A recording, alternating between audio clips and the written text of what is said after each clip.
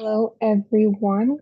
Just want to welcome those of you who have joined to our Fresno Steering Committee meeting. We will get started in about 2 minutes, so just hang out a little bit until then. Thank you. Buenas tardes a todos y gracias por unirse a nuestra reunión de Fresno. Vamos a esperar unos 2 minutos más antes de empezar. Muchas gracias.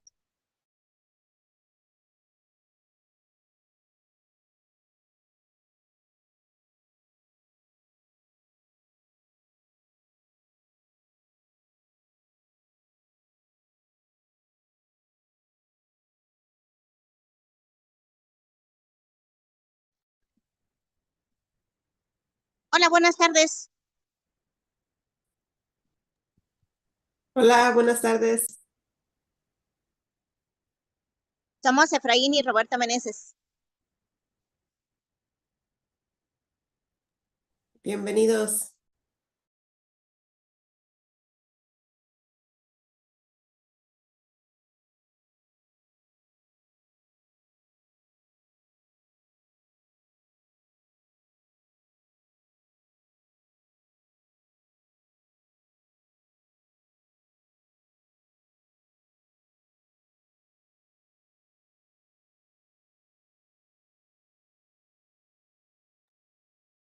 Hola, soy Efraín Meneses. Aquí estamos en la Junta.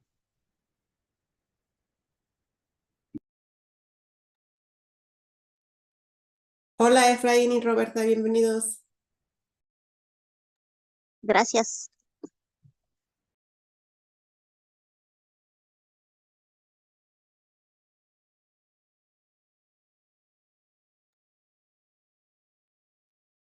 Hello again.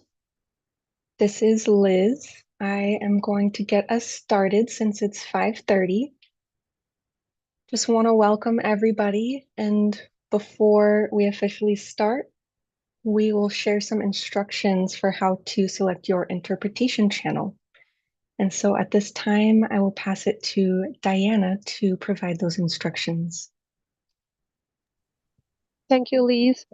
Buenas tardes a todos y bienvenidos a la reunión. El día de hoy tenemos el servicio de interpretación de Zoom disponible para aquellas personas que lo requieran. Si se están conectando desde una computadora, en la parte de abajo del menú de Zoom van a ver un icono que parece un mundo que dice interpretación. Le hacen clic y seleccionan el idioma español y silenciar el audio original para que puedan escuchar una sola voz. Y si es que se está conectando desde una tableta o un dispositivo móvil, tienen que tocar su pantalla y buscar la opción de los 3 puntos y encontrar la opción que dice interpretación o language interpretation. Seleccionamos nuevamente español, silenciar el audio original y al final le damos la opción de terminado, finalizado o listo. Si tienen algún problema para poder unirse, nos lo hacen saber por el chat para poder ayudarles. Ahora voy a dar las mismas instrucciones, pero en inglés. Hello everyone, today we'll have interpretation available for those who need it. If you're joining from a computer, at the bottom of the Zoom menu, you will see a word-like icon that says interpretation. You can select that and then you will select English. And if you're joining from a tablet, an iPad, or your phone, you can tap your screen, select the 3 dots, select language interpretation, and then select English. And at the end, you will choose finish or done. If you have any issues, please let us know in the chat so we can help you. Thank you. Gracias.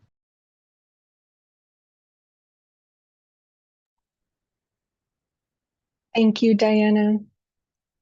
This is Liz. So I will give us one moment as my colleague Amy finishes up the interpretation. So give me a thumbs up once that's ready.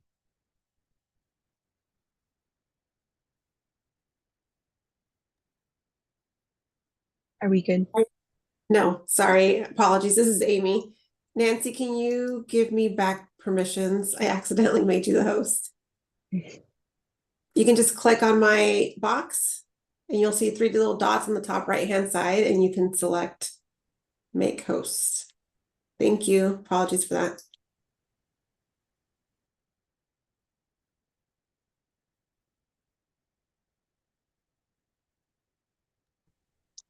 Oh, you said just to click on the dots. If you hover over Amy's box, her video box. I got it. Oh, okay. I'm like, I didn't see that. Yeah, Sorry about that. it's okay. Thank you. All right, we are ready to go. Thanks everyone for bearing with us. Thank you. Thank you again, everyone, for your patience. And it looks like our interpretation is set up. But as always, if you're having any issues at any point of the meeting, please do raise your hand or stop us or put your comment in the chat because we want to make sure everyone is able to engage and listen. We will move on with our housekeeping slides. We have our naming conventions here, and so these are very helpful for our stipend tracking and distribution process. So we ask our CSC members to put the letters CSC in your Zoom name. And for residents who are members of the stipend program, please also put the letter R in your name. And you may see one of our team members doing this throughout the night.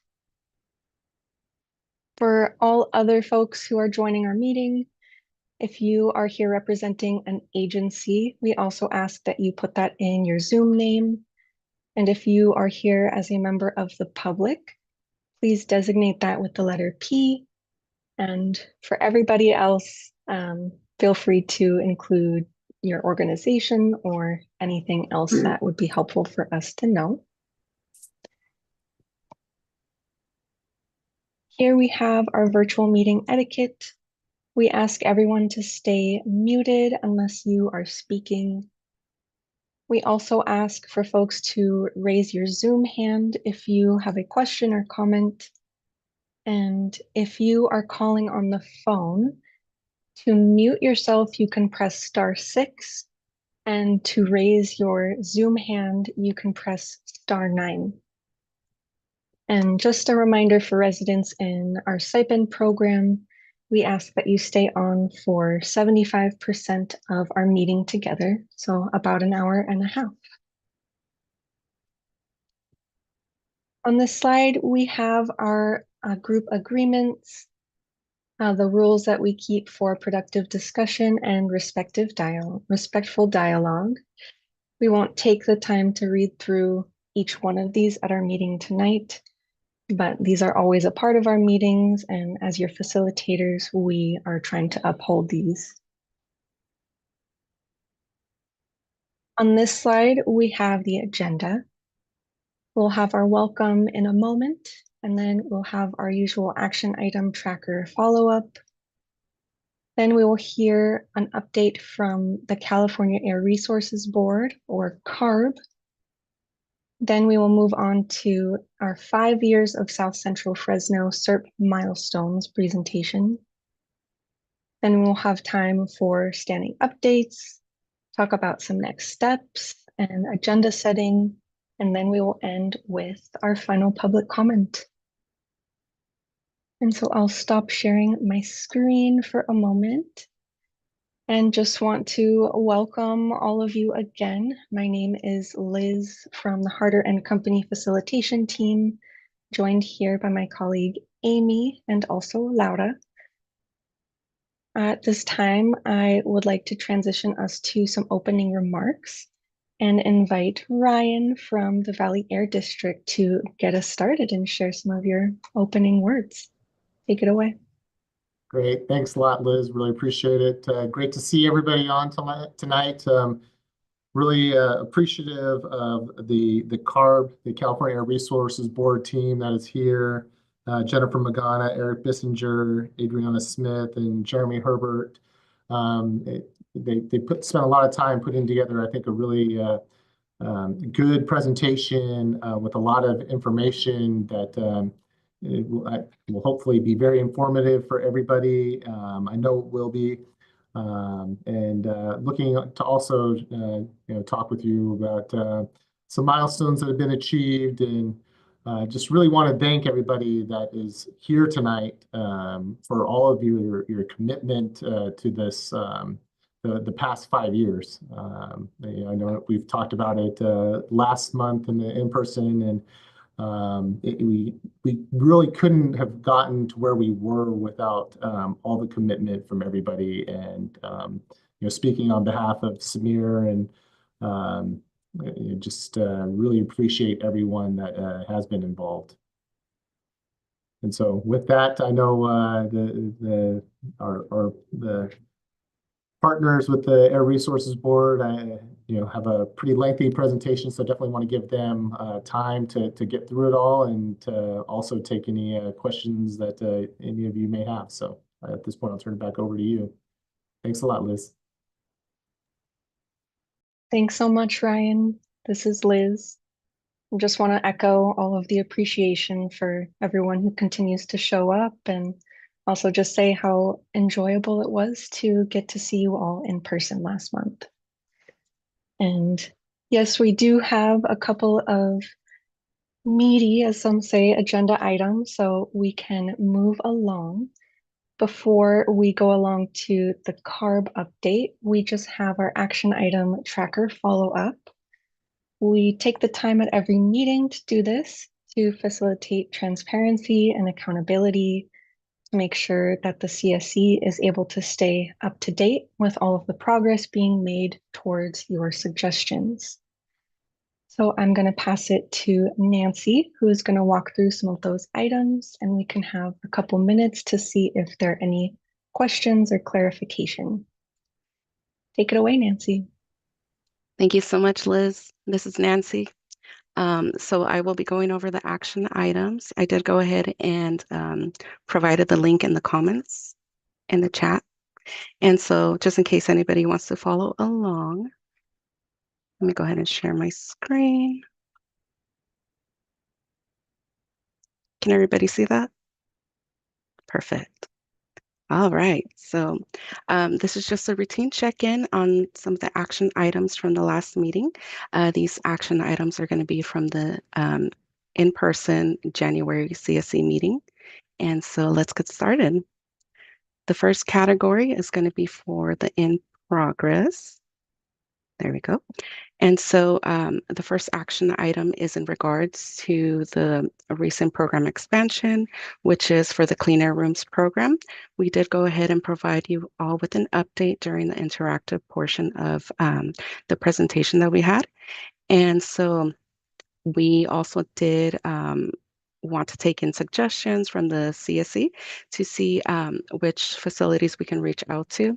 And so the facilities included licensed childcare and elderly care facilities. And so all those suggestions have been incorporated into a spreadsheet that I created. And currently, the application is being finalized. And so as soon as that is done, we can begin conducting our outreach to licensed care facilities. The next action item is in regards to volunteer opportunities with Tree Fresno.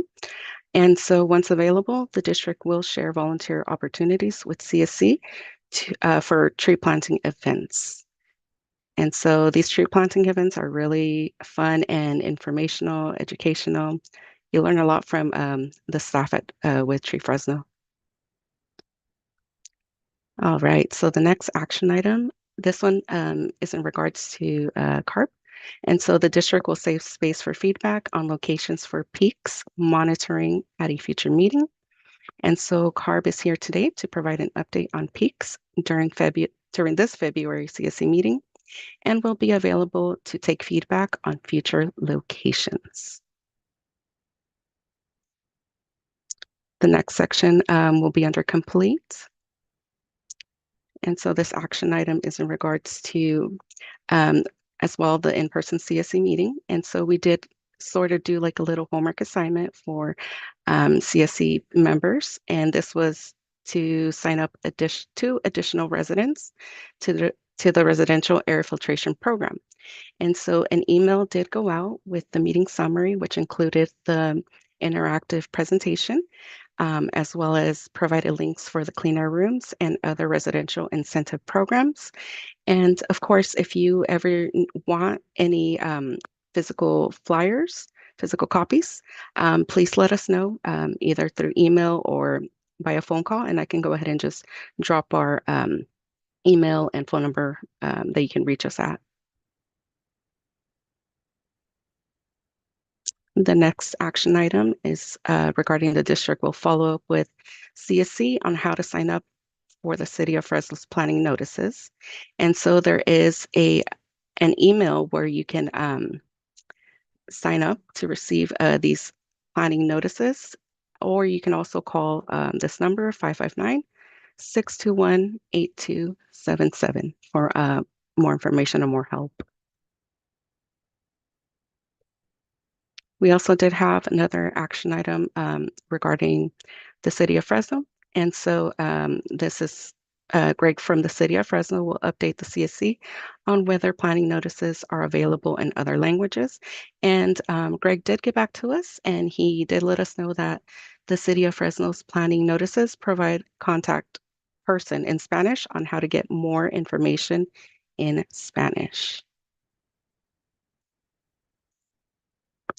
And then the last action item, the district will restart the urban greening subcommittee, and we can discuss further, about the tree species and which are eligible.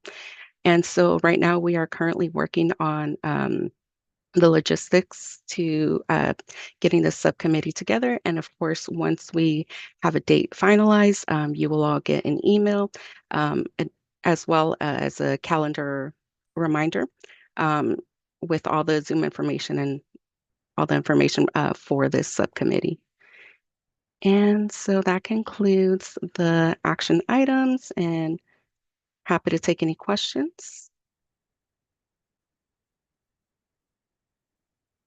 Go ahead and stop sharing my screen, and please let me know if you have any questions. And of course, if you don't want to ask your question right now, you can also just place that question in the chat.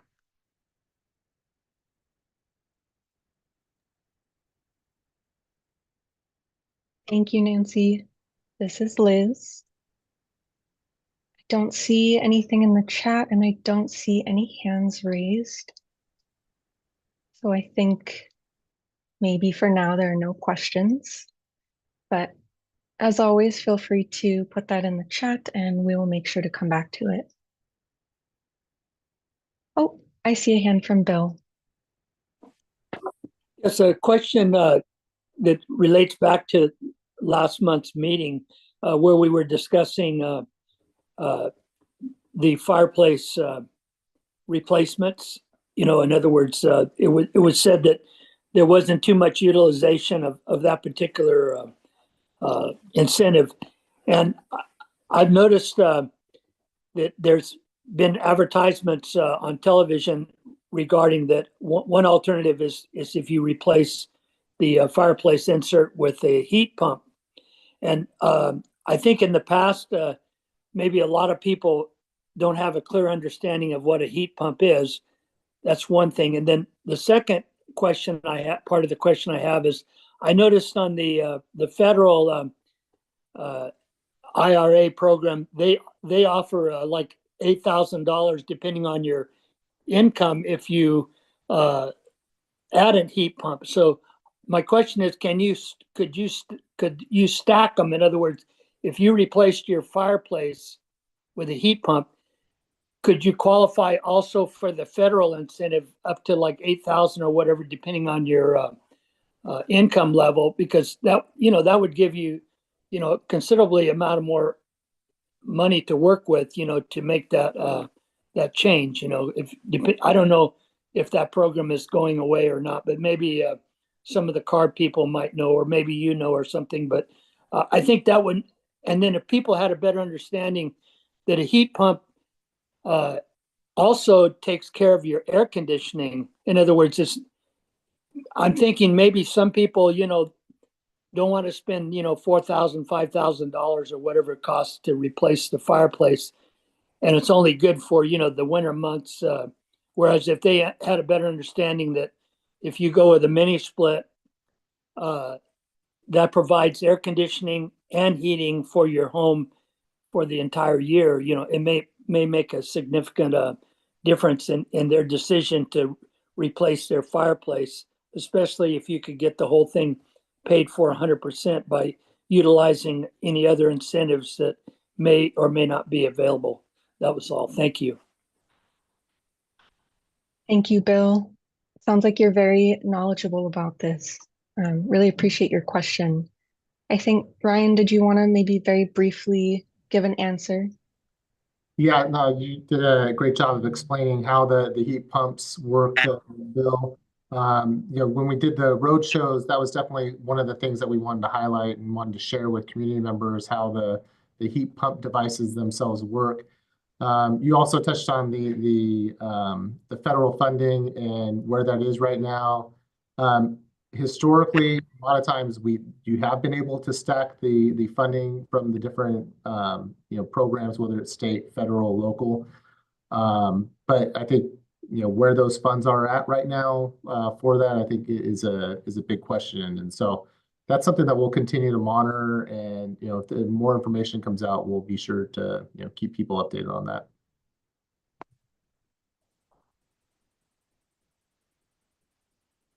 Thank you, Ryan. This is Liz, and thank you, Bill, for the question. I see we have one more from Dr. Curry. Go ahead. Yeah, thank you. A couple of months ago, we had spoken about the electric school buses for Fresno Unified, and I believe that it was February that we were going to get some idea of exactly which routes there might that they would be covering, or at least what schools. So I'm wondering if that is now available. And I get, the idea was that obviously they would be in the AB 617 area, but I was really interested in what the routes look like to make sure that they are addressing those folks who are the most impacted. So do we have that available to us now?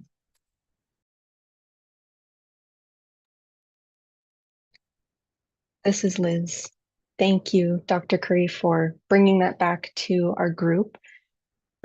I will see if maybe Ryan or Nancy, do you have any updates on that? So, we are in communication with them. My understanding is they still don't have the buses, and my understanding right now is that they haven't established what those routes are going to be yet. I think it's going to be more towards the end of the school year, but we can follow up them to get that specific answer for you, Dr. Curry, and we can forward or send out an email update to everybody.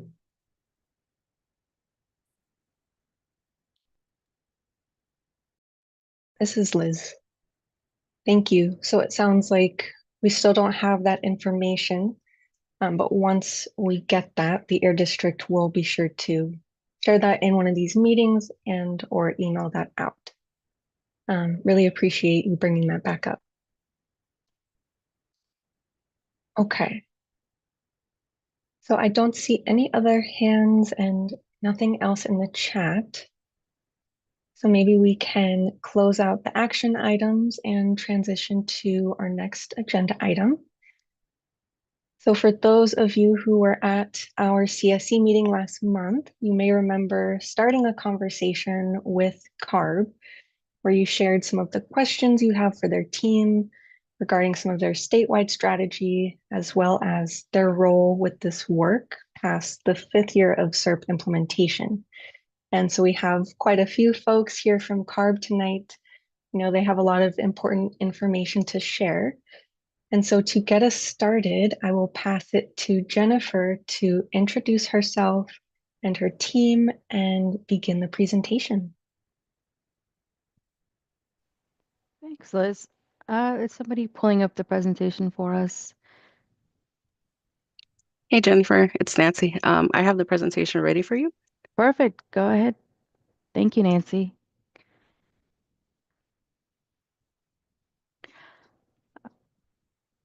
As Liz said, I am Jennifer Magana, your OCAP liaison.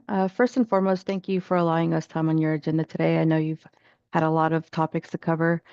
And to take us back to this January in-person meeting, which I had the pleasure of attending alongside Megan from CARB. When you were asked what you would like to hear about from CARB, there were many great topics, a lot of valid concerns that were listed. And so the best approach that we could think of here was to summarize the work that we accomplished this past year in 2024 And we understand it will be a lot of information, as everyone and Ryan and Nancy had mentioned. So feel free to ask questions at any point. Go ahead, Nancy. Okay.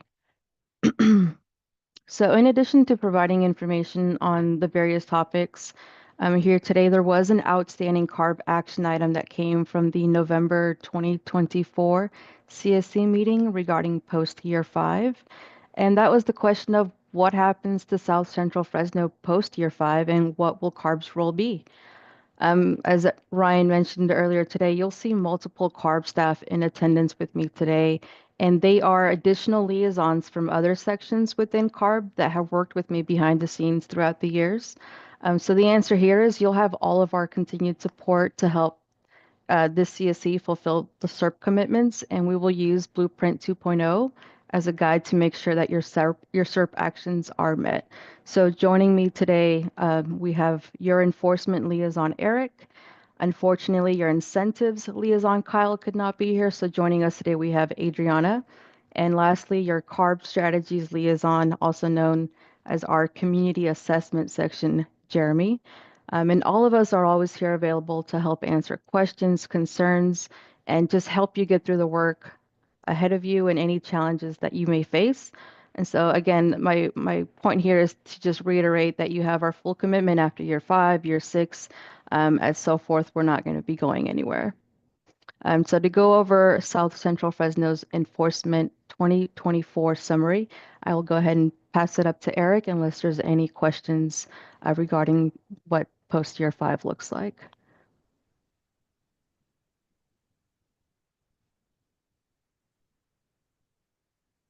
Okay, next slide, I guess. Yeah, hi, I'm Eric Bissinger in the Enforcement Division at CARB. And in 2024, we deployed the portable emission acquisition system in May. And it was at Central Avenue and Golden State Boulevard, and we were there for 2 days. And during the deployment, we screened 475 heavy-duty vehicles and physically inspected 62 of them. 11 citations were written for violating the truck and bus regulation, operating the vehicle with a malfunction indicator light on, or for failing to pass the onboard diagnostic test. Also, during the event, from the request of the CSC, the district joined us with their air monitoring van and measured the ambient air near the enforcement event. And also, I want to restate this again. If you have any locations that you're concerned about or areas where you're worried about like idling or too much, trucks, please give me locations and so we can, do the event in as many places as we can. So you can put that information in the chat or go ahead and email me. Next slide. So also in the enforcement and in my section, we administer the Supplemental Environmental Projects Program. And what that does is it diverts penalty funds from violators and uses the money to fund projects in communities. So if you have a project idea for your community, but you need funding, then please reach out to me for that also. And so currently we have these 2 set projects listed on this slide here. And these are in and around Fresno County. So now I'll pass the next slide to Adriana, unless there's questions for me.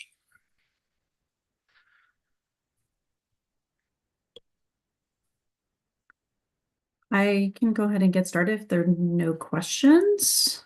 My name is Adriana Smith, and I'm with CARB, with the Office of Community Air Protection. I'm with the Community Air Protection Incentives, and I work with Kyle Goff.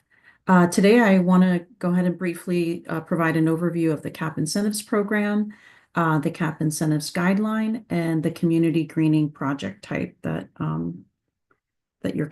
you want to learn more about.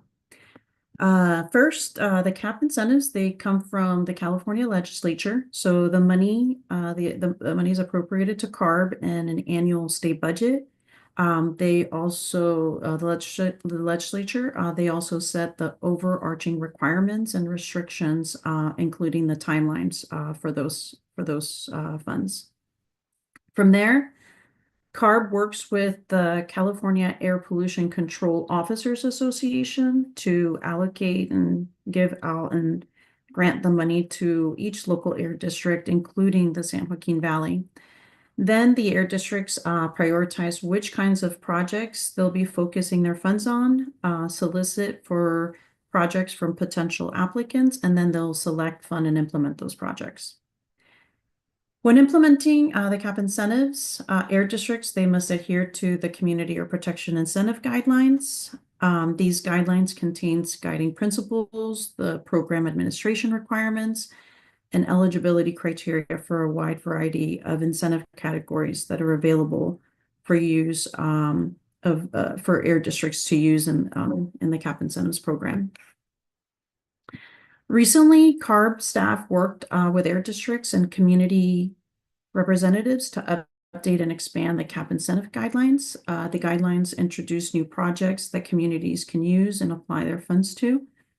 Eligible project types that have been expanded, increasing the eligibility of the CAP incentives program and increasing benefits to communities statewide. Next slide, please. One of the new project types that was introduced in the 2024 CAP incentive guidelines is the community greening and vegetative barriers. This new project type was actually based on a previous community identified project plan from air districts, including the plan that was submitted by San Joaquin Valley called the Vegetative Barriers and Urban Greening Emission Reduction Program. This project, it's designed to promote the use of natural solutions to mitigate air quality impacts through projects like community greening and vegetative barriers.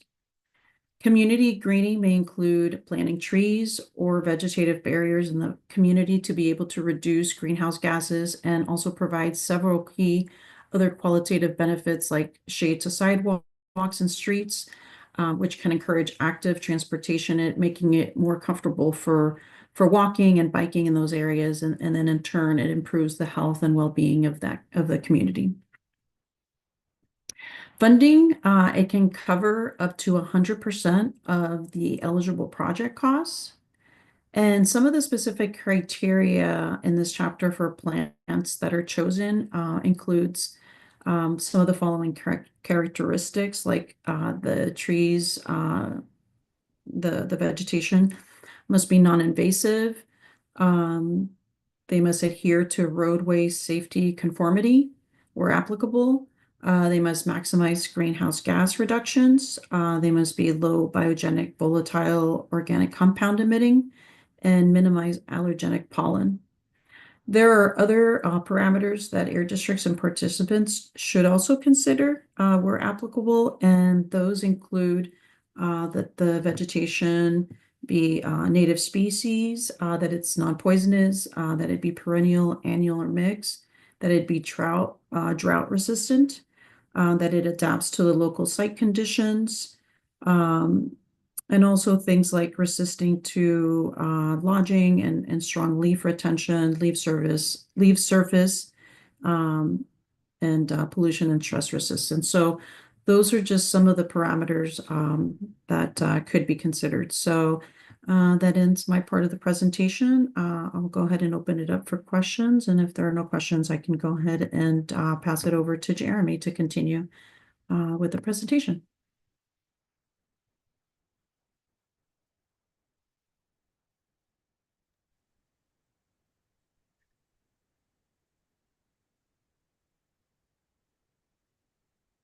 I was also going to mention that if you have questions or think of them later, you can place them in the chat and I can take a look at them that way as well. Thank you. Thank you, Adriana. Next slide, please. Hi, my name's Jeremy Herbert, and I'm in the Office of Community Air Protection as well. part of what my section does is looks at a lot of the reporting requirements of community emission reduction programs, as well as tracking all of the commitments of CARBs within your community emission reduction programs. And so over the next 2 slides is a list of all of the California Air Resources Board commitments within your CERP. I'm not going to necessarily go line by line, but as you look at this chart, you'll see all the regulations as well as any quantified benefits that's specific to your community itself. So the numbers that you see on the far right, those are specific emission benefits that are occurring within your AB 617 community. Some of the ones to highlight is the cargo handling equipment, commercial cooking suggested control measure, as well as the composite wood. Those regulations are in the process of being developed, and so we have regulatory teams at CARB that are continuing to work on those regulations. The catalytic converter theft reduction, we had multiple conversations with DTSC, CalRecycle, and several other agencies. And while there's a lot of interest in all 3 of our agencies on this, the authority to be able to regulate catalytic converter doesn't really fall within any of our agencies. And we found that it would require legislative support to be able to do anything with the catalytic converters. Next slide.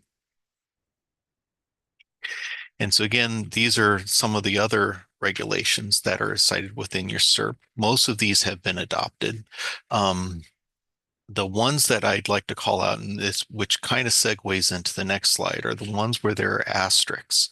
And so the drayage truck regulations amendment, after writing of your CERP, that regulation was renamed into the Advanced Clean Fleets Regulation, as well as at the very bottom, the Transportation Refrigeration Unit Regulation.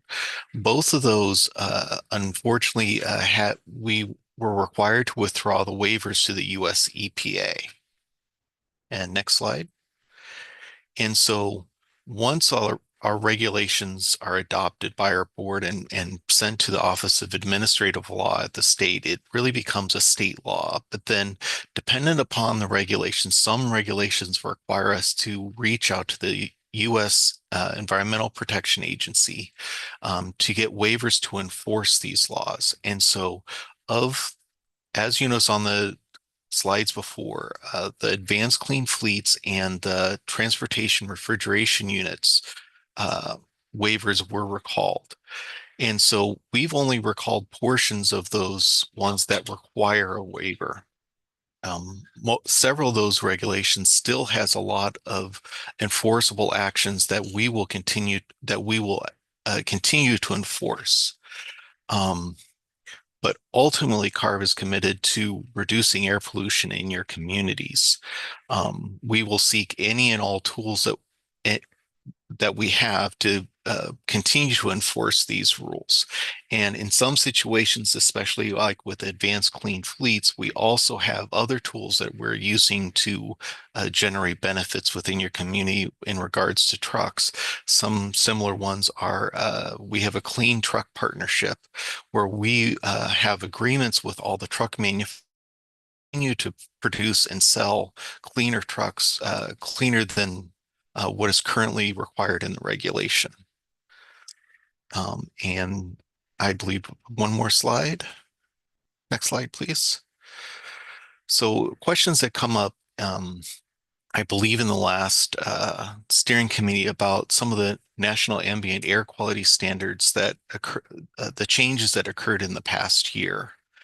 And so last year, the US EPA actually strengthened the annual PM standard to the 9 microgram per meter cubed.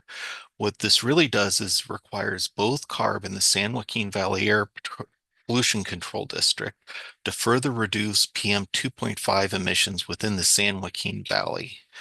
And while traditionally in most of these national NAAQS, the National Ambient Air Quality Standards, these standards typically have tiers such as moderate, severe, extreme, and the like. This strengthened standard that occurred last year does not have those tiered, and all non-attainment areas is either non-attainment or an attainment. And while it's called moderate, it requires all non-attainment areas to attain the standards within 6 years of designation. And that is the end of my slides. I'd be happy to answer any questions relating to anything that I covered on related to waivers, the NACs, or any of the regulations cited within the SERP.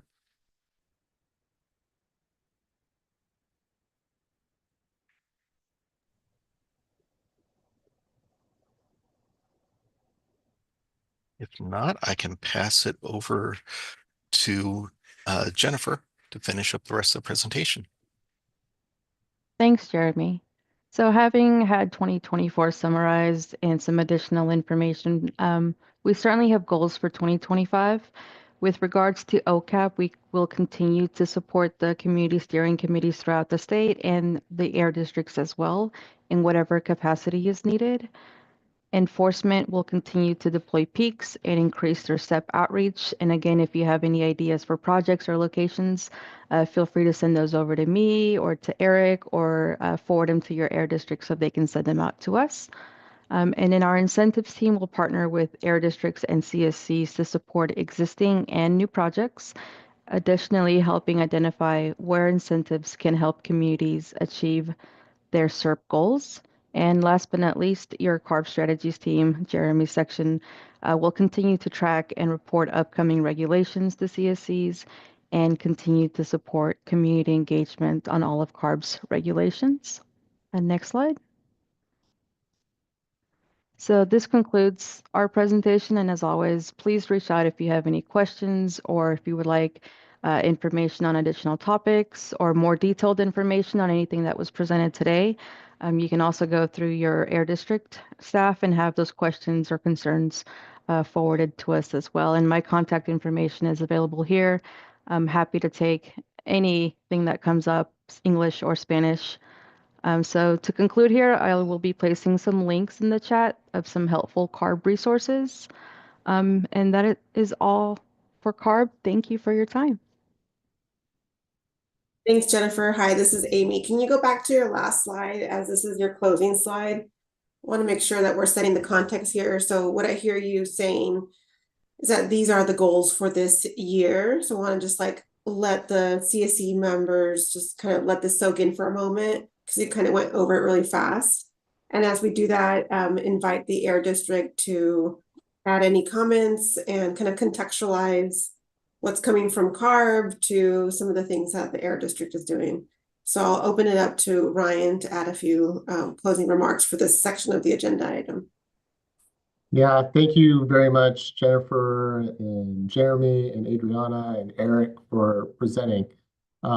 This was an important presentation because in the majority of our steering committee meetings, we're talking about the individual, the measures that were in the SERP that were mainly focused on the community measures and the district commitments, but a huge component of the emission reductions that were going to be achieved were directly through the California Air Resources Board regulations, and through those regulations also enforcing the requirements.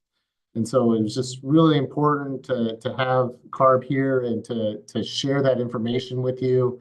I know it was a lot of information covered pretty quickly, but some of the key things are just the tremendous amount of emission reductions from, for example, the heavy duty truck inspection and maintenance program. This is the program that requires operators to maintain their vehicles and required equipment in the trucks. And as Eric talked about, through their enforcement initiatives in the South Central Fresno, based on the specific recommendations from the steering committee, they actually went out and the takeaway was they did find violations, but even more importantly, much more than 90+% of the, or roughly 90% of the trucks they saw complied.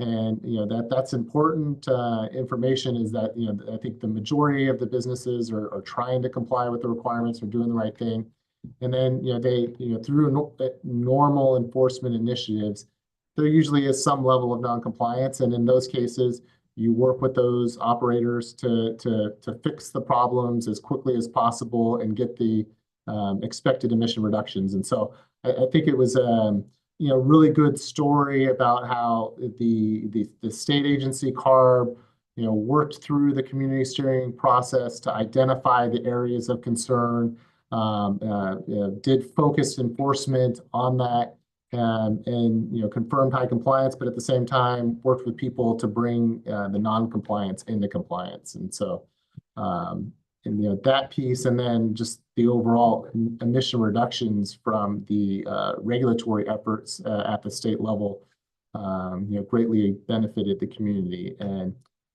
while it's not something you can always see with your eyes, the improvements in the air quality directly in the community, hopefully it's more reflective in the it'll show up more in data and information that is going to start coming out in regards to health impacts and improvements as a result of the combination of all the different measures that are going on. So exciting news to see that level of emission reductions that are happening as a result of those efforts, and looking forward to CARB staff coming back and continuing to share information of things that are going on at the state level. Also want to thank them. Adriana touched on the community identified projects and how CARB took community feedback and made updates to the guidelines, which basically establishes statewide how incentive funds can be spent. A lot of that was based on the community feedback, especially in looking at some of the changes. It was very apparent that they heard the voices from the Central Valley and the South Central, Fresno, Shafter, Arvin, Lamont, and Stockton communities, and by incorporating specific measures that were initially incorporated into the specific community emission reduction programs, and seeing how beneficial those programs really were. I know they highlighted the community greening, and I'm going to touch on that later on in my presentation, but that is also very encouraging, and it shows how state, local governments are working together to listen to communities and prioritizing community needs. And so, hopefully everybody got that from the presentation, and it's encouraging for the future.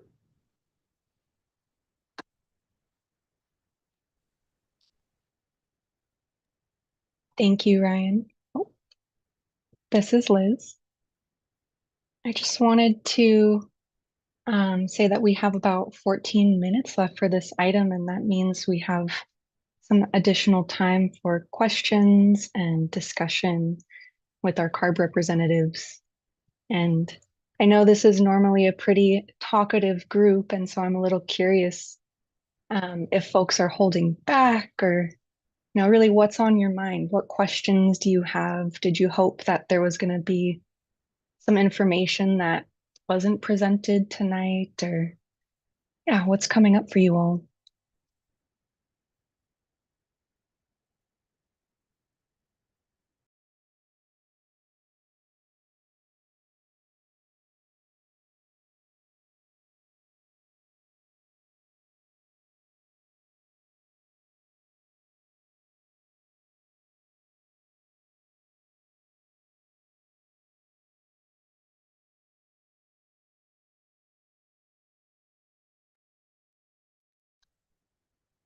This is Liz. I always like to pause a little long. I'm sorry if it's a little awkward, but I know some folks like a little extra time to think.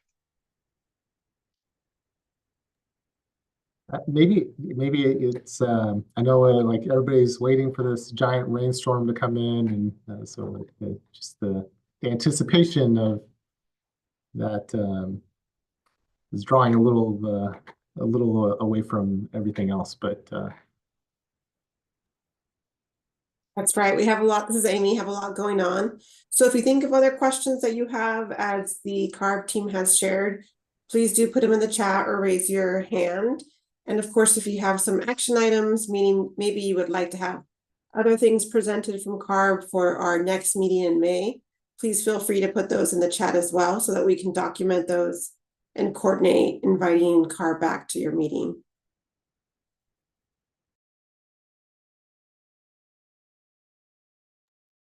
So maybe we can transition to our next item. This is Amy again. So we'll go ahead and transition to our next item on the agenda.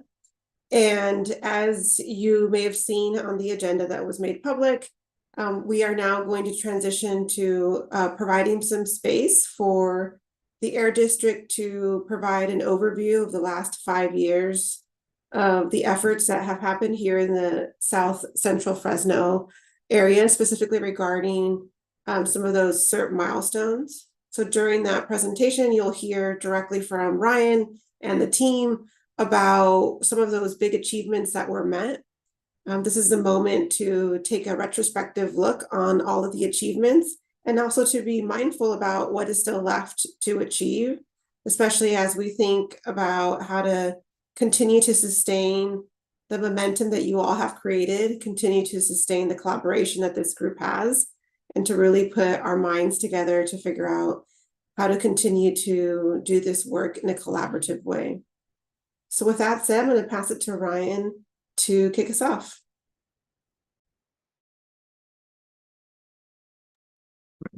thanks, Dr. Ramos. Appreciate it. Let me share my screen. Everybody sees it, right? All right. Did it correctly. I'm gonna put the chat up in case I get any chat questions. Yeah, 5 years. I can remember when this community was first selected and the initial work. There was a lot of sitting around, scratching our heads, like thinking, how are we going to do this? This is a massive, massive undertaking, a first of its kind, really anywhere in the world, and it seemed very daunting and it seemed challenging. The kind of things that were being looked at and were being asked of us all was extremely new, and we forged a path with the community, and there were a lot of bumps in the road along the way. It was not a smooth process by any means, but what I can say is what we saw a tremendous commitment from all of you, the community steering committee members, a lot of understanding, and as bumps were hit, and we needed to do learning together to get to where we are today. This is not a moment where we're celebrating we've accomplished everything that we set out to. It's really just trying to focus in on what we've been able to achieve together, and then that understanding that we still have quite a bit to do together. And so but want to definitely start it off with just a huge outpouring of appreciation to all of you.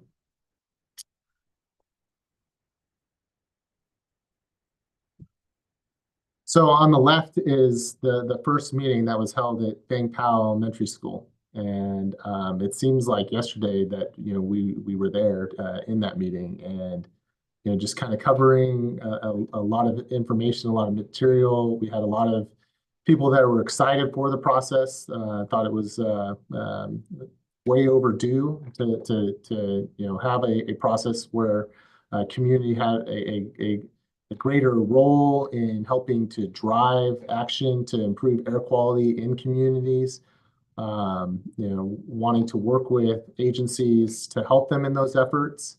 And if you're looking in this picture, there's definitely a few people that that are continue to be here. I know I see Dr. Correa in the front row, which was usual, as well as Naomi Martinez. And so, there's a lot of people that were in those initial meetings that are still participating and still heavily involved. And then, 5 years later, having the opportunity to get together in person and continue this conversation and continuing to move all these measures forward is just, it's great to see. So it's been 72 meetings. That's, a lot over the 5 years. And that's, actual community steering committee meetings. That's not including the subcommittee meetings that so many of you attended, or the agenda setting meetings that we used to hold every month, which, would greatly add to those numbers that you're seeing. Just in community steering committee meetings, this number is less than 2. It's definitely more than 144 hours of time and commitment. It doesn't take into consideration the time that you're taking reviewing the materials that get sent out and talking with your neighbors and your family members and your community members about this program and what it can mean for them. So we know that this is an underrepresentation of all the work that you've put into helping to make this program succeed. And then obviously it's been 5 years since it started. That was in the legal language, that was the time frame set up for this initial implementation process. But thankfully, we've been able to work with everybody to continue this, to see the community mission reduction measures fully achieved. So just kind of recapping the in-person January meeting and some of the homework assignments that you had, and hopefully you were very successful in this endeavor in trying to get your fellow residents to sign up for the program for the clean air rooms, as well as sharing the flyers for the incentive measures.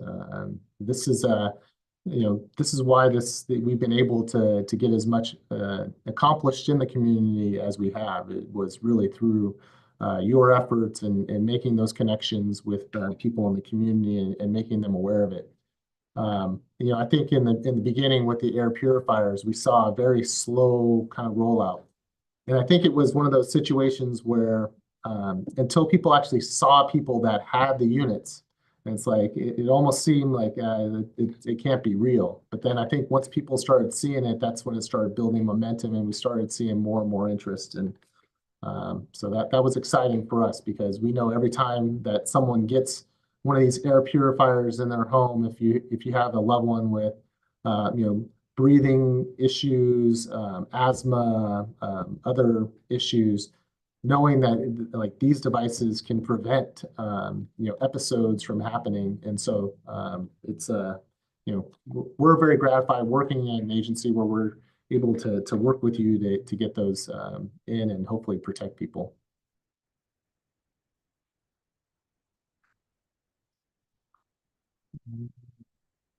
Let me try this double, see if this works.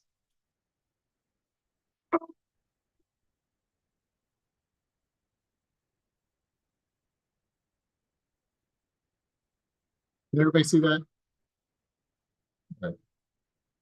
This was the first in-person event, and it seemed like a long time ago. AB 617. Part of this AB 617 effort, one of the measures to help clean air quality is to exchange gas. This is Amy. Are you trying to have the audio come in? What's that? You can't hear? It sounds a little muffled to me. I don't know if the translation team can hear that. Are you going to play it in English and in Spanish? I need to find the link for the Spanish version. I'm going to verbally talk about it, if that works. Yeah, so if you go ahead and hit mute on there, and then you can talk about it and put the links to the YouTube. Okay. And people can watch it later. That's a wonderful idea. So let me move this. So this was kind of taking us back to the in-person. And I know I saw a lot of the CSC members attend this event. And it was the first one that had been done anywhere like this. And it was really listening to the community in regards to, we had a program before, but one of the things we heard is that like people didn't have the ability to, maybe purchase the unit upfront, because it was a rebate program initially.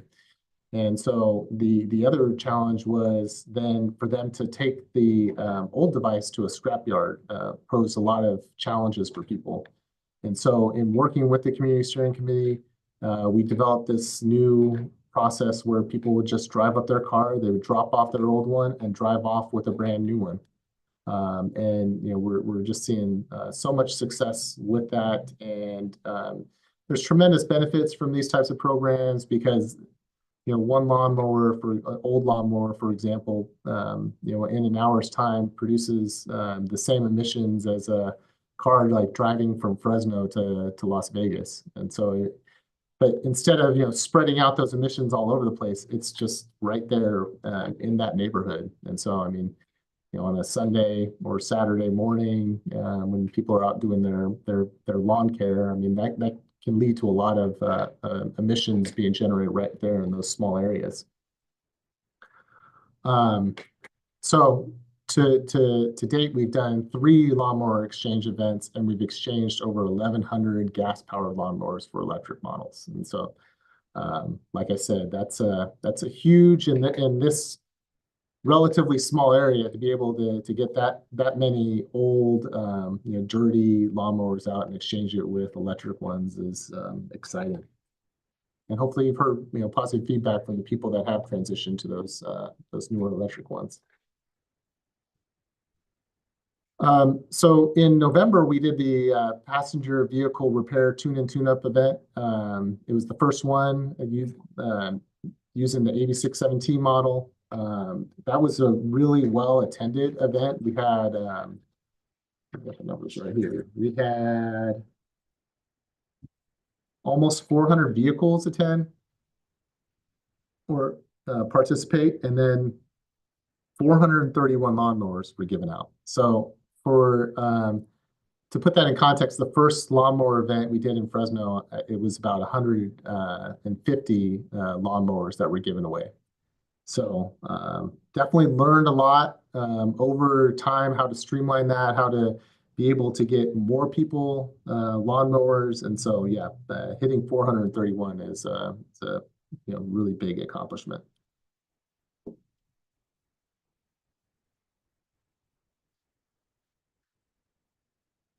The Clean Air Rooms program, I talked a lot about it, and how important those devices are.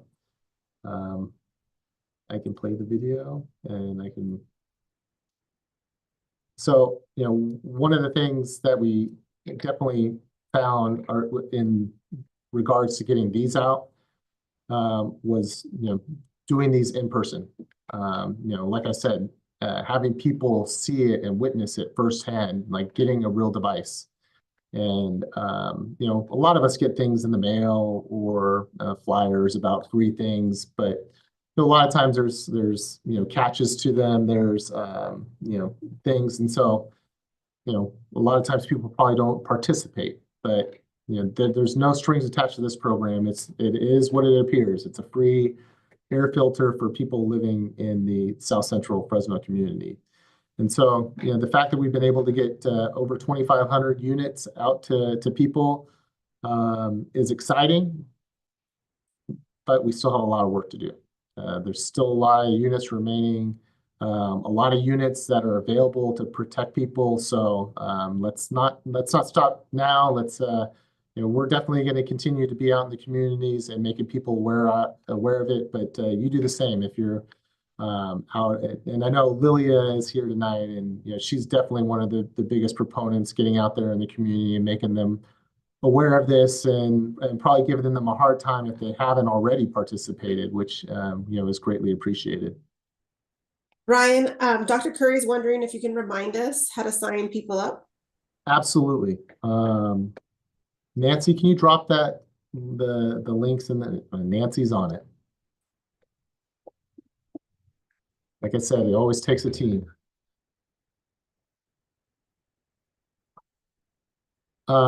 Another thing that was very exciting was the urban greening and vegetative barriers. And the partnerships that were formed with Tree Fresno and the Central California Environmental Justice Network and the city of Fresno and other people that, businesses in the community that have taken advantage of this program to put trees in where they're needed. It's not with the urban greening, it's about having shade. It actually more trees that you have in the community actually lowers surface temperatures, which is beneficial for the people living in those areas. Can hopefully help reduce maybe some of the air conditioning needs and other things that are costly, especially now.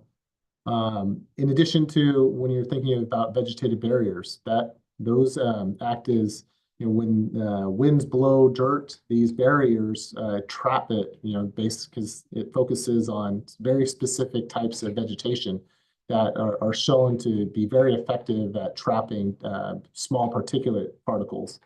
In which every particle that gets caught in there is potentially one that you're not breathing in, and so there's health benefits to that. And so see a lot of people in these pictures, and a lot of them are people that live in the community, helping to make their community better. And so it's another program very excited about, very appreciative for. This one got off to a little bit of a later start, but we've just seen so much interest and so many people participating in it, which is the passenger vehicle replacement program. We've already been able to reallocate funding to continue to support more people getting into hybrid and electric vehicles, from older gas burning vehicles. So it takes a lot of time and effort to run this type of program, but it means a lot. It's same kind of concept as the air purifiers in people's homes. When people are starting to see their neighbors get into an electric vehicle, and they ask them about it, they're talking about the benefits. Well, I'm saving in gas, and I'm saving on repairs and maintenance and these different types of things. And I'm able to get everywhere I need, and I don't have to worry about it. And the more that gets communicated and the benefits get communicated, I think next time people are thinking about vehicles, an electric option is much more realistic. And so it plays an important role in changing the mindset that people have in regards to looking to switch into one of these types of vehicles. I can't say it enough. Outreach, outreach, outreach. And it is so important. And we've gotten such good response from CSC members and residents about where we should be, what opportunities exist for us to visit and to take the information about AB 617 and the South Central Fresno Community Emission Reduction Program and all the incentive measures, the enforcement that's going on, the rule development that is going to benefit the health. And so, yeah, I mean, you see a lot of smiling faces in there. The people that get to work in this program, Song and her team, there's a lot of gratification in being able to get out there and to really help people where it's really needed. And people have shown so much interest in learning and also wanting to share that information out further. And on the left, I don't know if there is anything more important than educating our youth and being there and helping them to understand what's going on in their world and in their atmosphere and the air that they breathe, and seeing kids excited about it and interested, yeah, means a lot.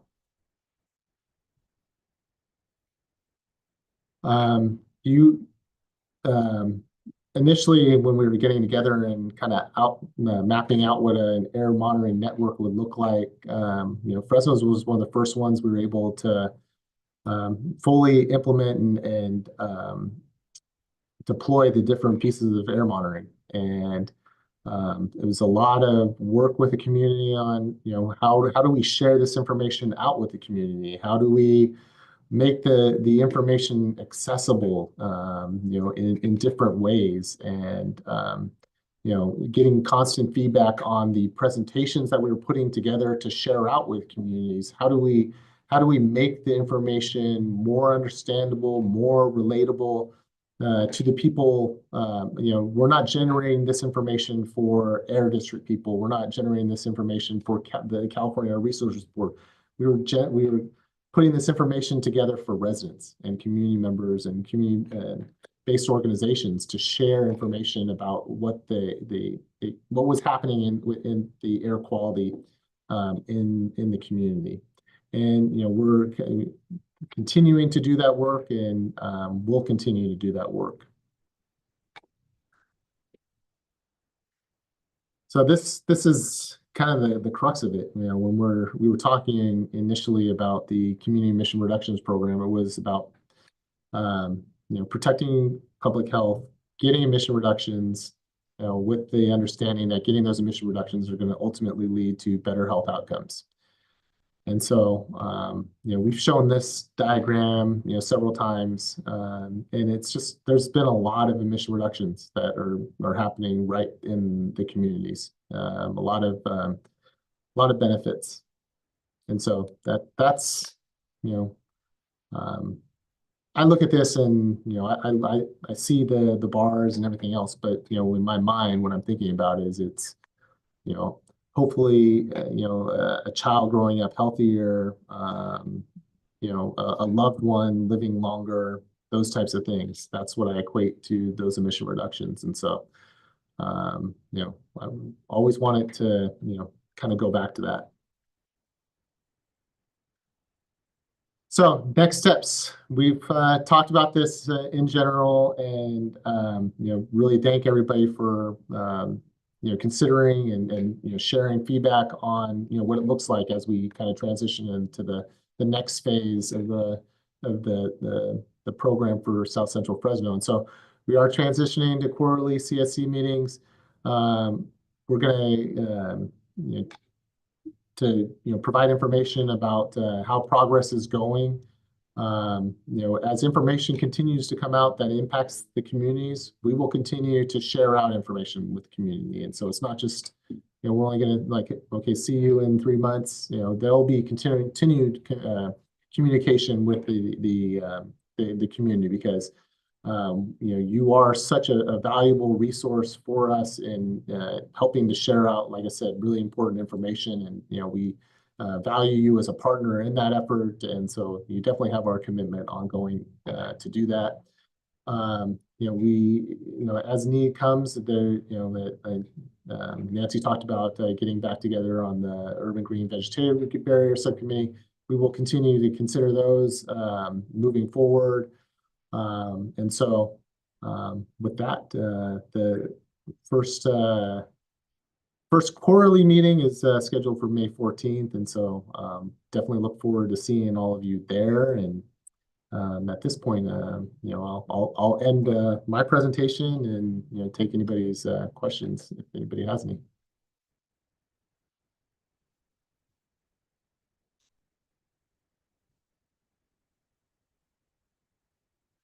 I don't think I thank people enough, but I'll thank once again. Thank you so much for everything that you've done. Thank you, Ryan. It looks like Lilia has a question. Go ahead, Lilia. Sí, buenas noches a todos. Quiero invitar a la comunidad que está ahí atrás de la pantalla que aprovechemos los traductores tan fabulosos que tenemos. La verdad, es una manera de poder, de darnos a entender lo que está pasando. Gracias, Brian, porque sí hemos estado mandando todos los papeles que ustedes nos mandan a nosotros, siempre lo estamos dando en las canastas de comida. Lamentablemente, cuando están dando las máquinas de los césped, ah, la gente piensa que no los va a ocupar, pero ahora que se les están descomponiendo, dicen, ¿todavía existen las becas? ¿Todavía existen las becas? He estado en contacto con Ana y con Marisela, porque todavía llegan residentes queriendo esas becas. Entonces, porque lamentablemente se les rompió su máquina de hacer el zacate y pues ya no queremos, estamos tratando de cuidar el medio ambiente y cómo es, pues con las becas que ustedes están ofreciendo para cuidar el medio ambiente es con las de batería. Entonces, ojalá y no se acabe pronto este fondo porque de verdad se está ocupando, está sirviendo a la comunidad más que nada.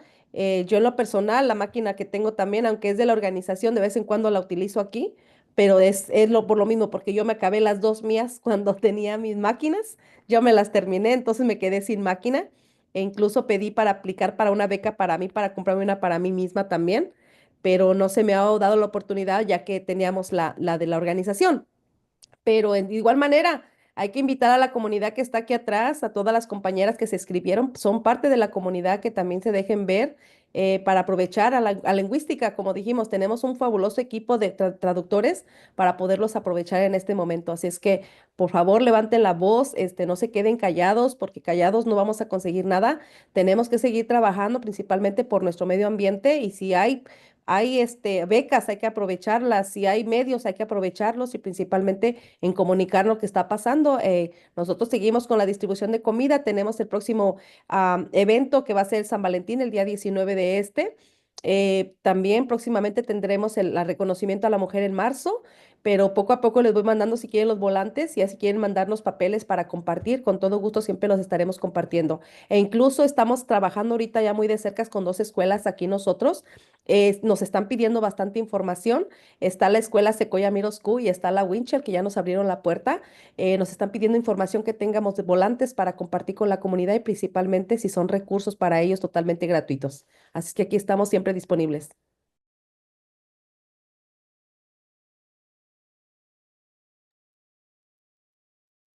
Thank you so much, Lilia, for giving us that motivational and encouragement approach that we all need to hear in this moment when, community is what will get us through this next phase of work. Any other questions or comments?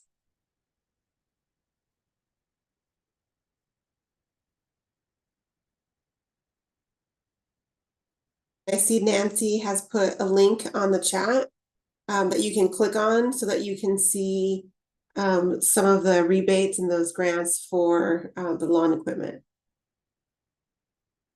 Thank you, Nancy.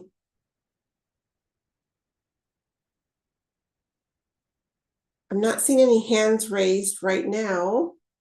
It doesn't mean that you don't have questions. So I'll let those questions come to mind. Última pregunta, ahorita por el momento. Todos esos enlaces que están pasando, ¿nos los pueden mandar por Zoom, por teléfono de texto? Porque muchas veces a mí se me complica. Todavía no estoy muy buena en la tecnología y para sacarlo de aquí me borra la pantalla de Zoom y no quiero estar aquí. Entonces necesito, si por favor nos pueden mandar esos enlaces por texto, sería fabuloso para nosotros también, por favor. Gracias. Yes, of course. So we'll make that an action item so that we can send the links to resources, not only for the lawn equipment, but for the other resources that were put on the chat through the app that you all get communication through. And Lilia, since we're talking about the chat, I just want to elevate a comment that we got from Tanya from our amazing Linguistica team, giving you the thanks for your beautiful words that you shared. Lots of gratitude for our translation team, indeed.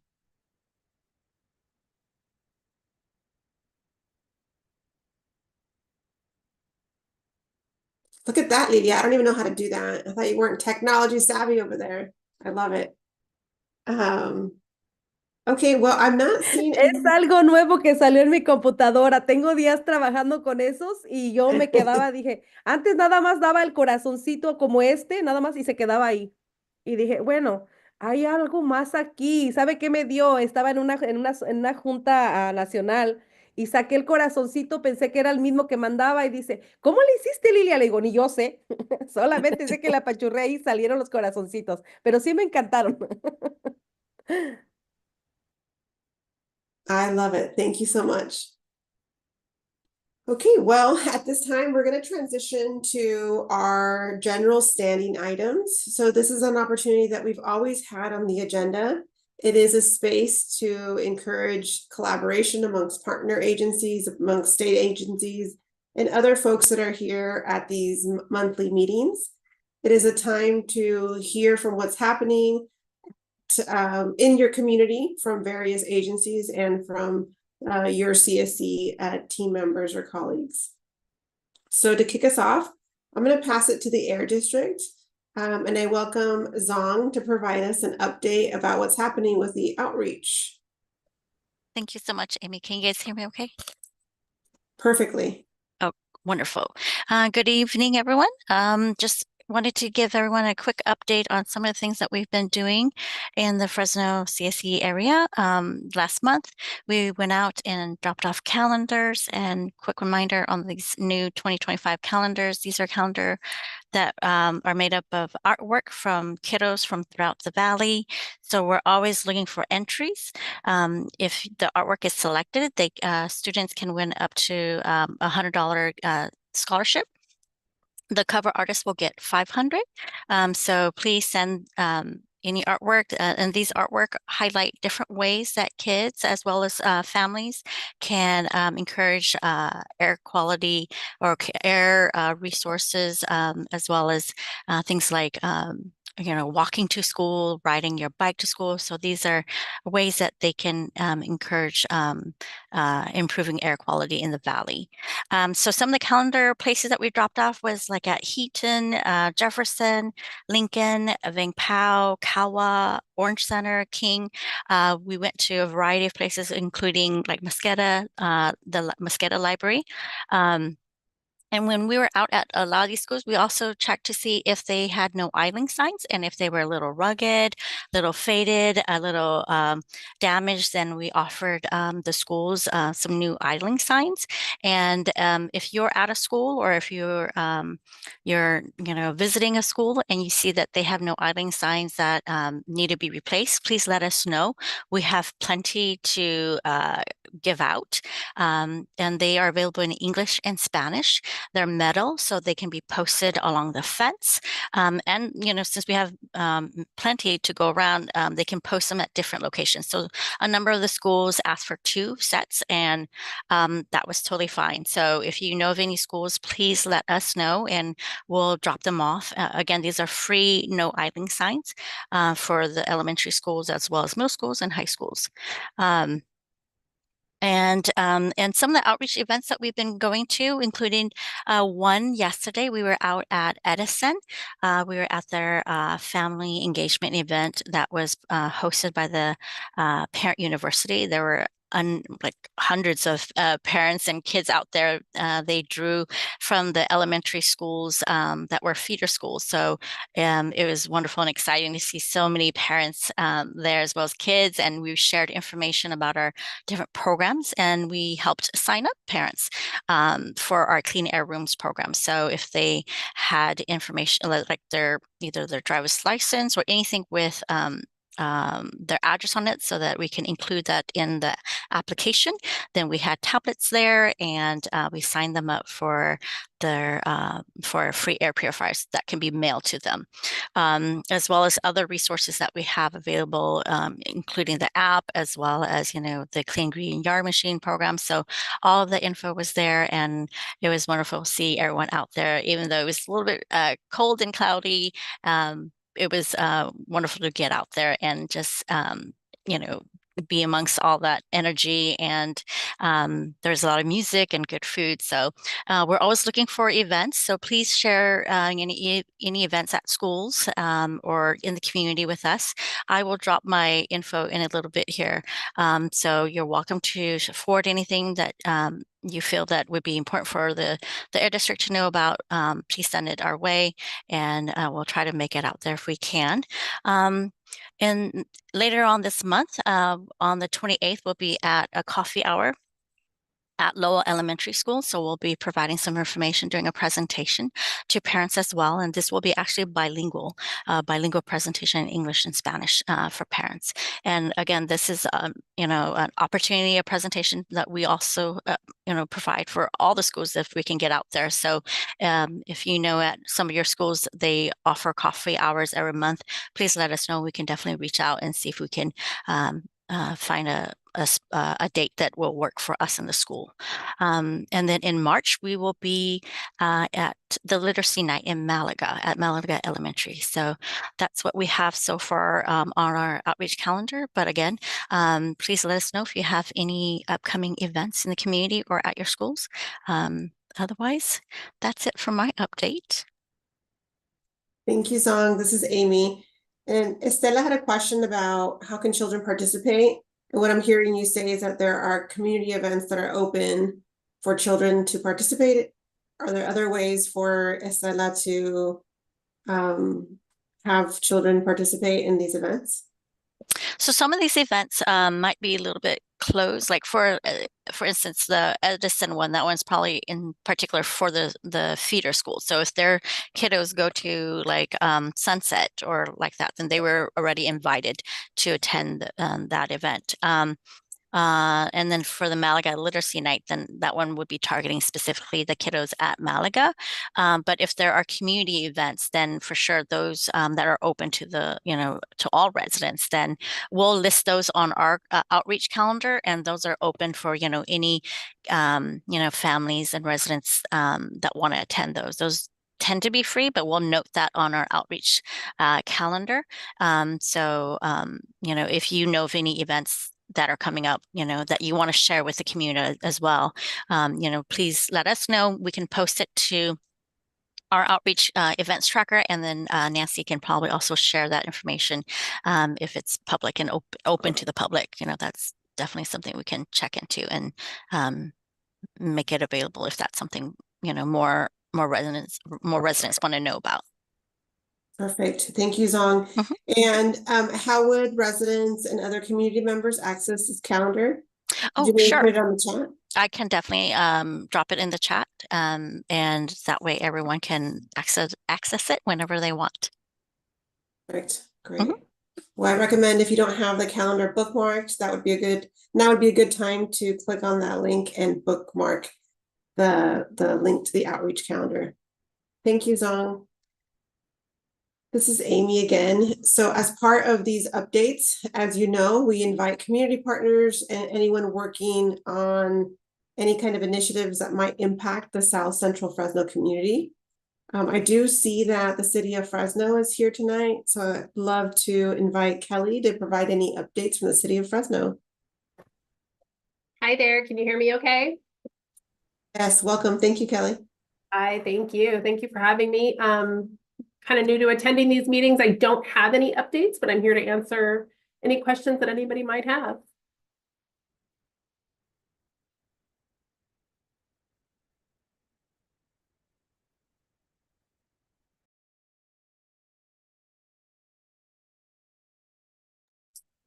This is Amy. So I'm not hearing any specific updates from the city of Fresno, but we are operating this CSC in the city of Fresno. So wondering if CSC members at this time have any questions that you might want answered by the city of Fresno, or maybe some action items for them to return with answers to our next meeting.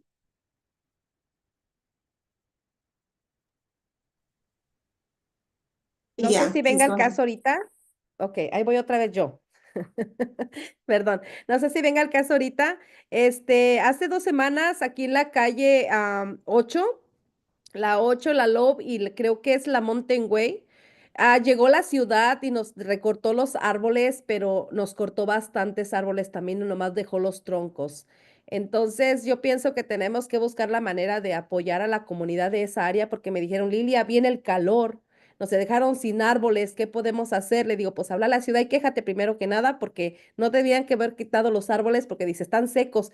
Claro que en esta temporada todos los árboles están secos. ¿Por qué quitaron mi árbol si tan bonita sombra me daba en tiempo de verano? Entonces, este es algo que tenemos que mirar, cómo poderles plantar nuevamente los árboles y que vengan a quitar esos troncos porque se miran muy mal, porque además están mal cortados y están mal posición, sabiendo que es un pasadero donde los niños caminan de la escuela hacia su casa. Entonces tenemos que investigar también eso, cómo podemos apoyar a esa comunidad, porque no necesitamos que corten árboles, queremos más árboles, no que los quiten.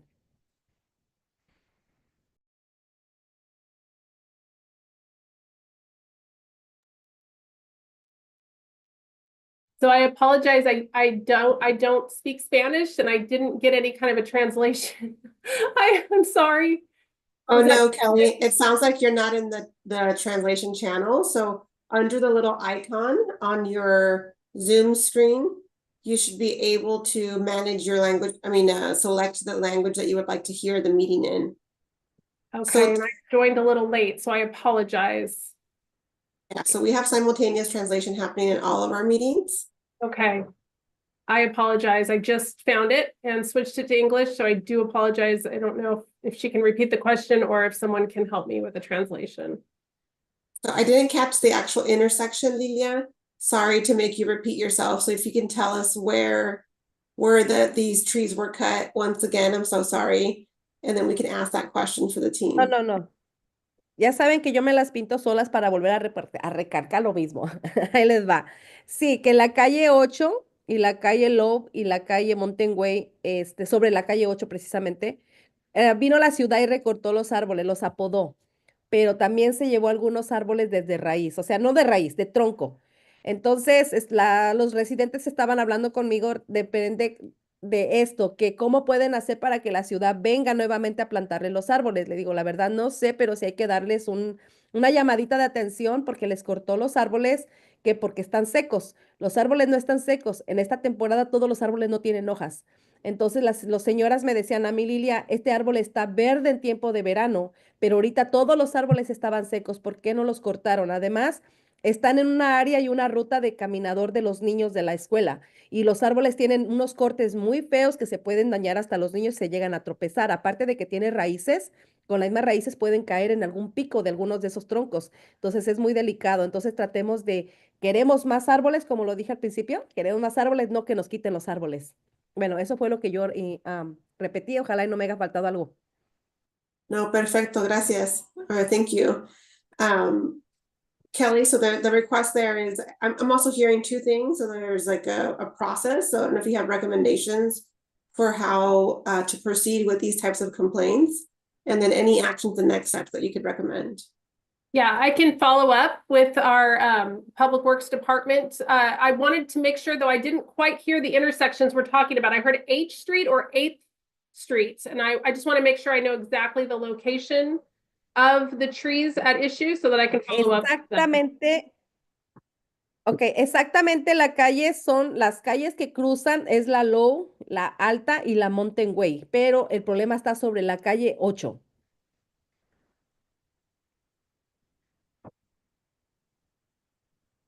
Okay. Otra de las cosas que ya les dije yo en la Junta de Enero también, que yo solicité a mí me cortaron también el único árbol que tenía aquí fuera de mi casa, lo vinieron, lo apodaron ya bien desde abajo, está bien, no hay problema, el problema está que yo también lo miraba verde, pero me lo quitaron. Entonces vivo en una esquina donde en esa esquina pueden caber hasta 6 árboles. Entonces mi área está completamente sin árboles, entonces estoy enfrente de 2 escuelas. Y yo ya solicité a la ciudad cuando me quitaron el árbol, me dejaron una nota que si quería que plantaran un árbol lo hicieran, pero eso ya pasaron casi medio año y no he tenido respuesta. Por favor, si tienen algún árbol para mí, lo adopto con todo el cariño del mundo. Necesito árboles para mi área porque sí, hay muchos niños, principalmente en tiempo de calor, muchos niños cruzan la calle y están esperando a sus mamás que vengan a recogerlos y están en pleno sol. Entonces, yo pienso que lo justo es tener a que sea una sombrita ahí para cuidarlos y principalmente si son los niños pues de la escuela. Okay. Okay, yeah, I got all that and I will look into that. Is there any way you could put the street intersection in the chat? Just so I can make sure, because I'm not familiar with the streets that you mentioned. You said 8th Street, and I know where 8th Street is, but I just want to make sure that I know exactly the intersection you're talking about. You said Low Street or Low Alta, Low. I just want to make sure I know exactly where you what the location is you're speaking of. Can you put that Yeah. in the chat and we can get back to you? And then do I just email it to someone, the updates? Yeah, we can have, so we'll turn this, what will happen, Kelly, I'm glad that you asked because this is your first time here. So what we'll do is turn this into an action item. And I don't know if you joined at the beginning of the meeting when we went through the action items. So there is an accountability process where we, ask that the folks that were, requested to follow up have some updates at the next meeting. Okay. So we'll put this as an action item and get those streets for you. I heard 8th Street and an intersection with Alta and an intersection, various intersections. So we'll get those details from Lilia to include. And then if you could follow up with the Air District, and maybe we'll make it an action item, Nancy, for someone from the Air District to follow up directly with you if there's more specificity that Lilia can provide. And the second action item that I'm hearing also is about how do residents who have lost their trees follow up with the city of Fresno to be part of receiving new trees in their neighborhood. Okay. I don't know if we have an answer for that now, or if we can also turn that into an action item. Yeah, I'll get that answer for you. So please do turn it into an action item.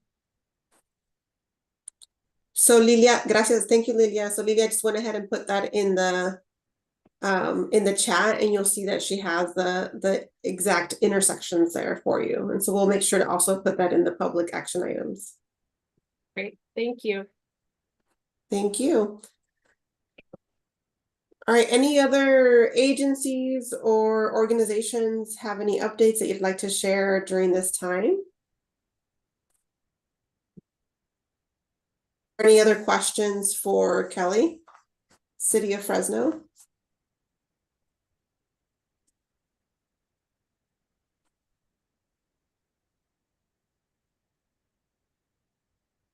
And Kelly, just want to bring your attention that Lilia also put in the second intersection there for you.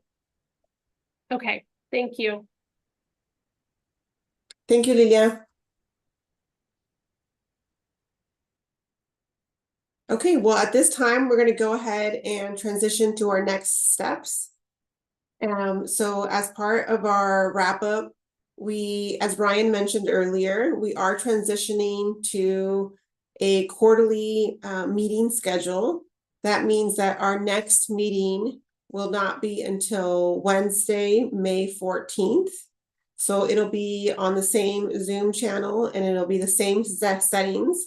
And so you should already have that invite in your calendar. So for those of you who are set up to receive the invites, you'll see the meeting request in the same way. All of that will remain the same. It's just that the meeting cadence is now changing. So we do have a little bit of time. So I want to make sure that we share our screen, Liz, to just have a reminder of when those meetings are. In addition to that, would love to open it up for public comment.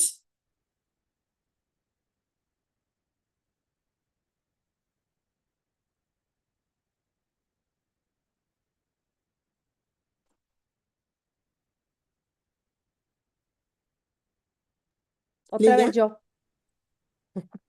bienvenida. Perdón. Cuando entregan los certificados de los smog, de los automóviles, ¿ustedes les dan seguimiento a si van a llevar sus autos a arreglar o hay un monitoreo de eso o cómo trabaja eso? Porque yo he sabido de personas que dicen que sus carros como ya no funcionan, les van a hacer el smog y ya no arrancan, entonces se quedan con el certificado y no les pasaron el smog.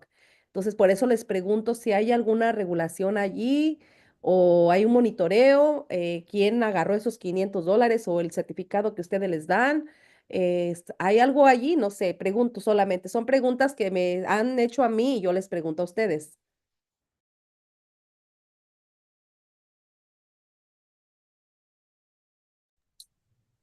Go ahead, Ryan.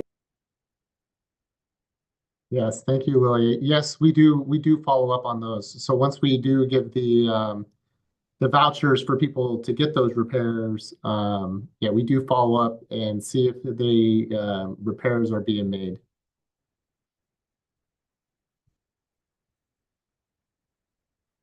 Gracias, Ryan.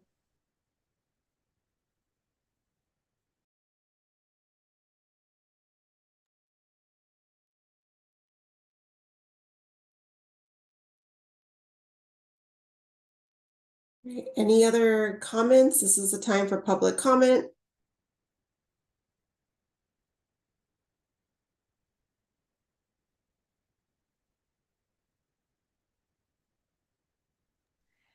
Les dejo para las compañeras que no han hablado si quieren expresar algo también. También quiero decirles que Estela me estaba comentando la junta pasada que ellos sí están cuidando un jardín comunitario. Y qué bonito. Qué bonito, y eso es lo que cuando dijo Estela que quería buscar lugares donde llevar a sus niños, yo no sabía que Nayamín tenía un jardín comunitario y así solamente hablando uno se entera de las cosas que hay en su comunidad. Entonces, gracias por compartir, Estela, y pues no sé si te gustaría compartir algo de lo que están haciendo con tus niños, principalmente el cuidar el jardín es algo que es bonito porque les estás motivando a ellos a que busquen áreas verdes principalmente y que cultiven lo natural y lo orgánico.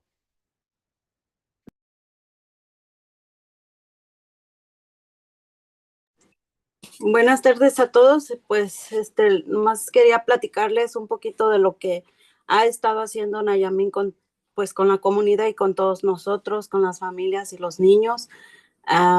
Pues sí pudimos lograr de poder tener un jardín donde podemos plantar nuestras verduras y algunas frutas también sin químicos y también ayudando al medio ambiente, que es lo que a mí me gusta mucho, y así también poderme ayudar a mí, a mi familia sin químicos y ayudando al medio ambiente más que nada. Y le doy las gracias a Nayamín Martínez porque ella es la que nos ayudó a llevar todo esto a cabo. Estoy muy contenta con el jardín.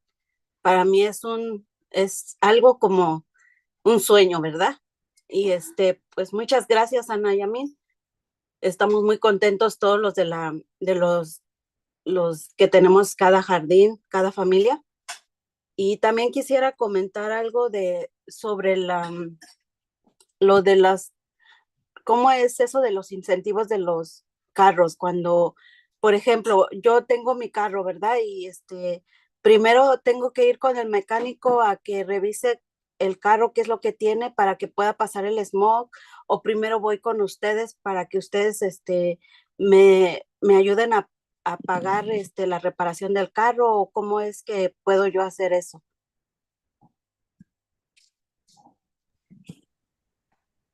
So good to hear from you. So there's two options. So there are the in-person events, which they just had in November, but the other option is there's a list of facilities that do a small check, like they test the emissions from your car. If your car doesn't pass, then you would get the voucher right there from them. So, or you would get that voucher, for those repairs. And so we can, reach out to you and help you, with that process if you want, and or if you have any questions. So we can reach out to you tomorrow. Me gustaría que pudieran enviarnos los lugares donde podemos ir a hacer eso, porque pues no está muy, pues no tengo esa información como de decir, voy a ir a este lugar porque este lugar está conectado con ustedes. Necesito saber qué son los lugares que están conectados para yo poder ir a esos lugares y así se pueda hacer todo el proceso. Okay. Okay, we will get that to you tomorrow.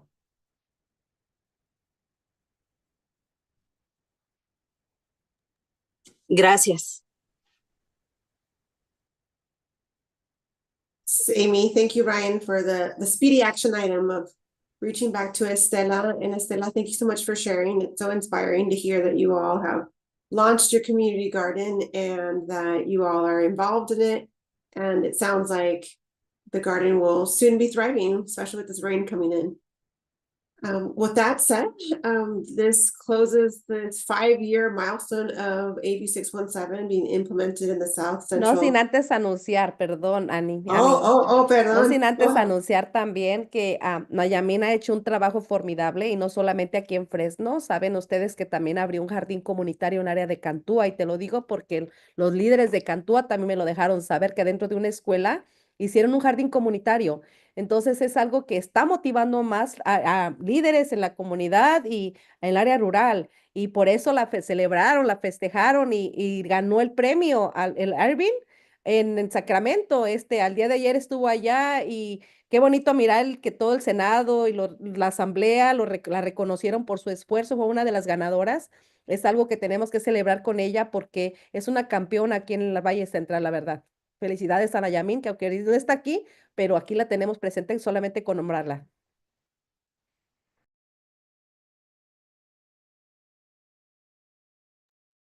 Thank you so much for adding that, Lidia. I appreciate you, and you never have to apologize for adding more comments and sharing stories, and mostly when it's someone in the community that's getting recognized at the state level or at any level. Really appreciate you sharing that update, and I'm sure Naomi will be delighted when she listens to the recording. So as I was saying, we are closing up on our officially reaching the 5th year milestone of implementation. And before we close out, I'd like to invite any other CSC members that have anything else to say before we pass it to the Air District. And I see Estela has her hand raised. Is that a new hand? No. Yes. Estela, I saw your hand go up and down real quick. Sí, y también quisiera decirles, invitarlos también que vamos a tener un evento para el Día de las Mamás en nuestro jardín para que así puedan mirar todo lo que vamos a tener de verduras, vamos a tener flores para el Día de las Mamás. Esperamos que pues puedan colaborar con nosotros y apoyarnos. Thank you so much. So we'll work with the Air District to include that in the updates that get sent as part of the follow-up from today's meeting so that we have that information included. And per usual, you'll get all of the updates and action items will be sent via email so that you'll have those. And they get posted on the website. All of the processes that have been established will continue on. It's just that we won't meet until May 14th. So with that said, I will pass it to Ryan for any concluding remarks before we close out today's meeting. No, just once again, thank you for everybody. Really appreciate California Resource Board staff for putting together a presentation and being here tonight. And I thank Kelly from the city for being here and answering questions and participating. And to all of the community steering committee members, thank you so much. Have a wonderful night and hope for good rain and lots of snow. And Bendiciones a todos. Buenas noches. night. Bye. Buenas noches a todos. Gracias, que pasen buenas noches. Dios. Pasen buenas noches. Oh yeah, thank you. Obviously to Harder and the wonderful facilitation and to Tanya. Thank you, Tanya and Diana. I apologize. Yes, thanks everyone.